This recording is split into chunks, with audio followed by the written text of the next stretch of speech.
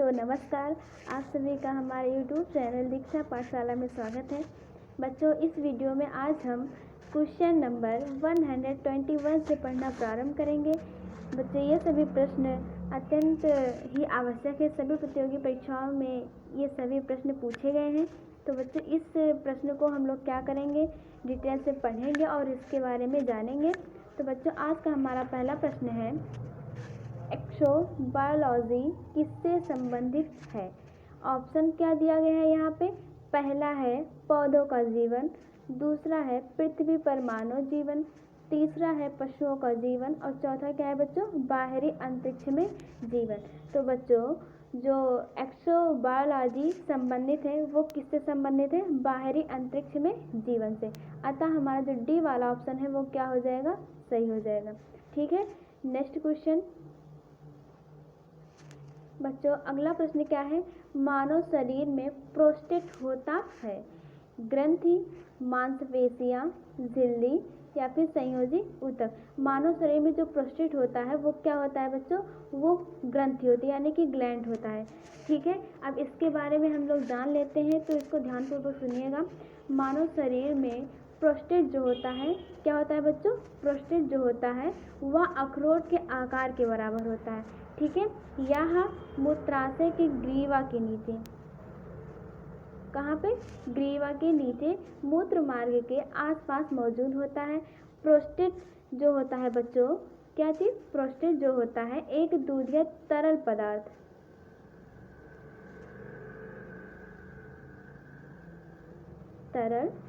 पदार्थ बनाता है जो कि वीर्य का एक अंश होता है और यह शुक्राणु के लिए, किसके लिए बच्चों, शुक्राणु के लिए भोजन के रूप में कार्य करता है तथा पुरुषों की उम्र बढ़ने के साथ साथ जो प्रोस्टेट ग्रंथि होती है उसका आकार भी क्या होता है बच्चों, बढ़ता चला जाता है। Alright, next question. हमारा अगला प्रश्न है बच्चों, कांच क्या है। कांच क्या है, बहुलक है, ठोस है, अतिशीतित द्रव पदार्थ है या फिर क्या है, ठोस पदार्थ यानी कि शुद्ध ठोस पदार्थ। तो बच्चों हमारा जो ऑप्शन सही होगा वो सी वाला, अतिशीतित द्रव पदार्थ होता है कांच। कांच क्या होता है इसके बारे में जान लेते हैं। तो बच्चों जो कांच होता है वह एक क्रिस्टलीय ठोस पदार्थ होता है। क्या होता है, क्रिस्टलीय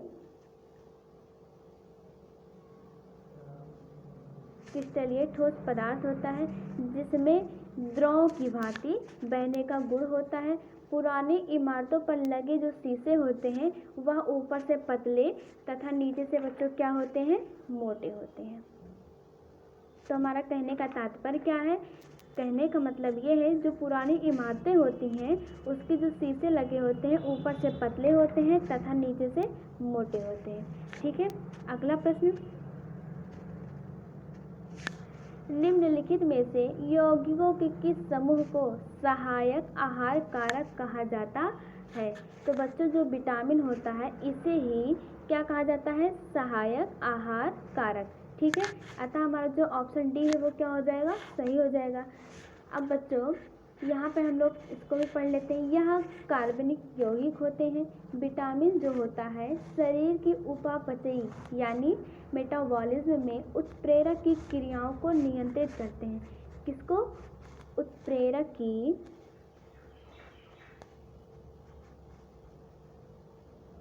क्रियाओं को क्या करते हैं बच्चों, नियंत्रित करते हैं तथा इन्हें क्या कहा जाता है, विटामिन को सहायक आहार कारक कहा जाता है। ठीक है, अगला प्रश्न।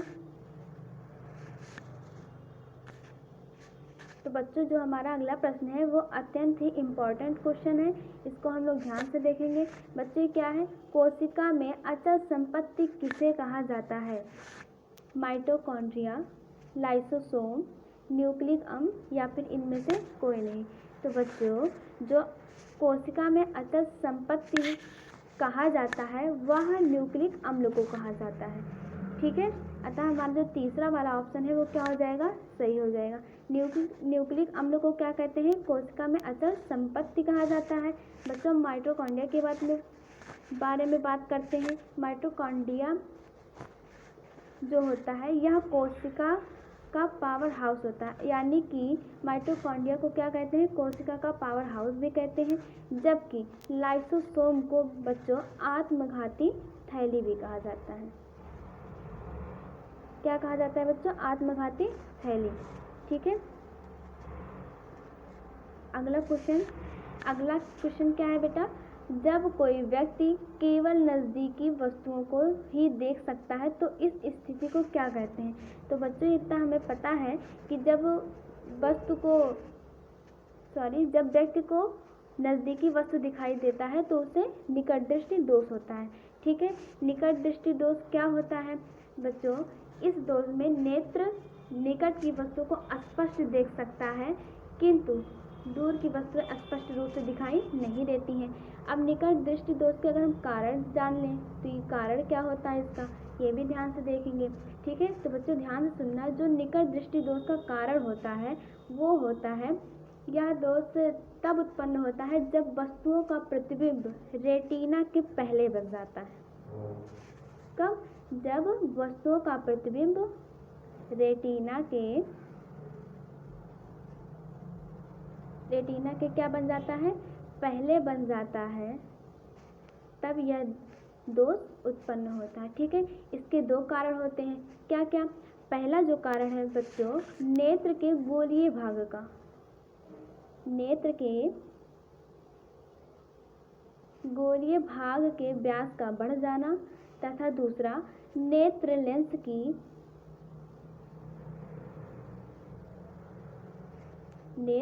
लेंस की जो फोकस दूरी होती है बच्चों वो क्या हो जाती है, कम हो जाती है। इस कारण से निकट दृष्टि दोष उत्पन्न होता है।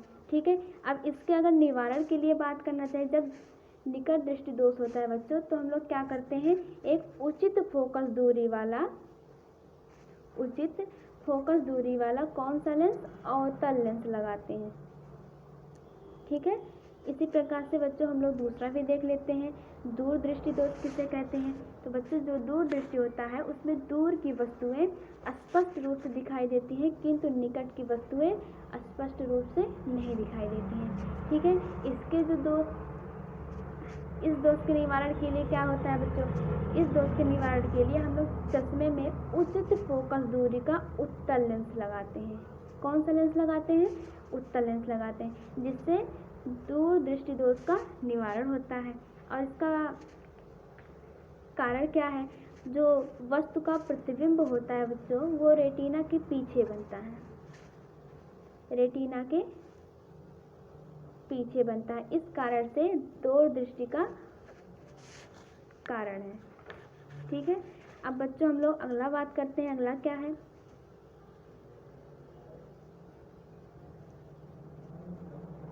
जो हमारा अगला दिया गया है जरा दूरदर्शिता, इसके बारे में बात कर लेते हैं। जरा दूरदर्शिता क्या होता है, तो बच्चों ध्यान से सुनना, वृद्धावस्था के दौरान व्यक्ति के नेत्र में निकट दृष्टि दोष व दूर दृष्टि दोष, कहने का मतलब है जो जरा दूरदर्शिता होता है उसमें निकट दृष्टि दोष और दूर दृष्टि दोष दोनों एक साथ हो जाता है, तो इस रोग को बेटा क्या कहते हैं, जरा दूरदर्शिता। ठीक है।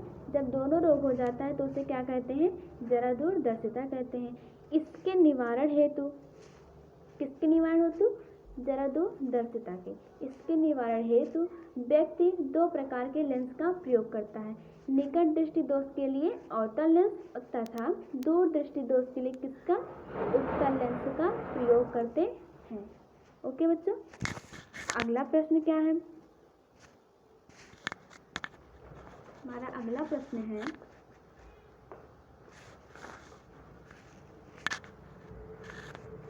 ब्लीचिंग पाउडर का सर्वाधिक सक्रिय घटक होता है ammonia, ammonia sulphate, nitric acid और कैल्शियम हाइपोक्लोराइड। तो बच्चों जो हमारा ब्लीचिंग पाउडर का सर्वाधिक सक्रिय घटक होता है वो क्या होता है? Calcium hypochloride. अतः जो हमारा डी वाला ऑप्शन है वो क्या हो जाएगा? सही हो जाएगा। कैल्शियम हाइपोक्लोराइड को बच्चों इसे विरंजन चूर्ण या ब्लीचिंग पाउडर भी कहते हैं तथा यह चूना का क्लोराइड होता है। यह देखने में चूने की तरह सफ़ेद दिखाई देता है।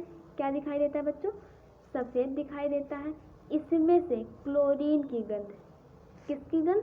क्लोरीन की गंध आती है तथा इसका जो प्रयोग किया जाता है वो पेयजल के प्यूरिफिकेशन के लिए तथा क्लोरोफॉर्म व क्लोरीन गैस बनाने के लिए किया जाता है।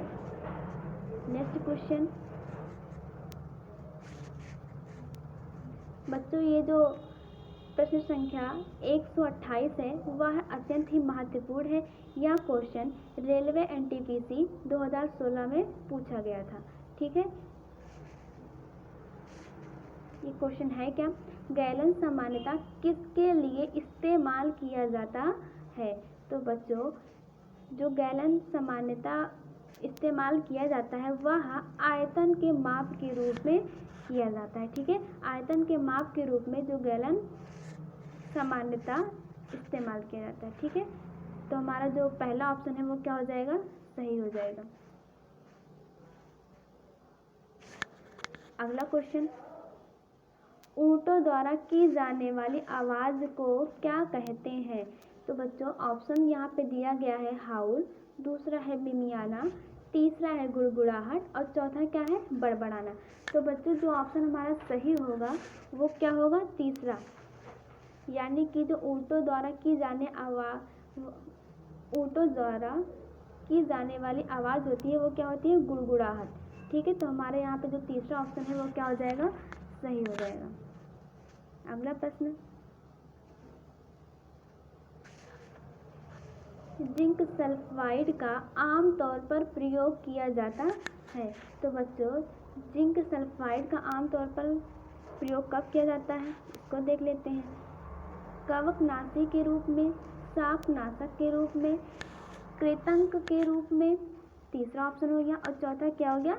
गंधहारक के रूप में। तो बच्चों जो हमारा ऑप्शन सही होगा वो होगा तीसरा, यानी कि कृंतकनाशी के रूप में किया जाता है। जिंक सल्फाइड का आमतौर पर प्रयोग कृंतकनाशी के रूप में किया जाता है। बच्चों जिंक सल्फाइड के बारे में जान लेते हैं। इसका जो सूत्र होता है वो क्या होता है? ZnS। यह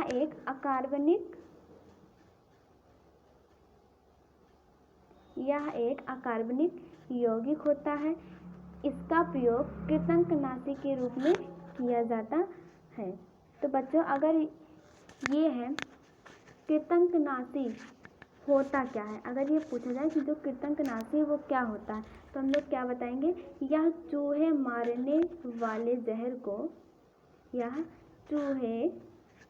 मारने वाले जहर को कृंतकनाशी के रूप में इसका प्रयोग किया जाता है। अगला प्रश्न, मूत्रालय के समीप प्रायः नाक में चुभने वाली तीव्र गंध का कारक होता है। यूरिया होता है, अमोनिया होता है, क्लोरीन होता है या फिर सल्फर डाइऑक्साइड। तो बच्चों जो ऑप्शन हमारा सही होगा वो क्या होगा? यूरिया। यूरिया के कारण ही मूत्राशय के समीप प्रायः नाक में चुभने वाली तीव्र गंध का कारण होता है। तो बच्चों अमोनिया के बारे में बात कर लेते हैं। अमोनिया जो होता है ये NH3, ठीक है, तीव्र गंध वाली हवा से क्या होती है? हल्की होती है। हवा से हल्की होती है। ठीक है, अमोनिया के जलीय घोल को अमोनिया लीकर कहते हैं। तो बच्चों जो अमोनिया होता है, अमोनिया की खोज सर्वप्रथम जोसेफ प्रिस्टले ने की थी। यह नाइट्रोजन का सबसे प्रमुख अकार्बनिक यौगिक होता है। क्या होता है बच्चों? अकार्बनिक यौगिक होता है। अकार्बनिक यौगिक होता है। यह अपने विशेष तीव्र गंध के कारण आसानी से पहचाना जा सकता है तथा इसका जो प्रयोग किया जाता है बच्चों, बर्फ बनाने के कारखानों में इसका प्रयोग तथा प्रशीतकों के रूप में किया जाता है। अगला प्रश्न,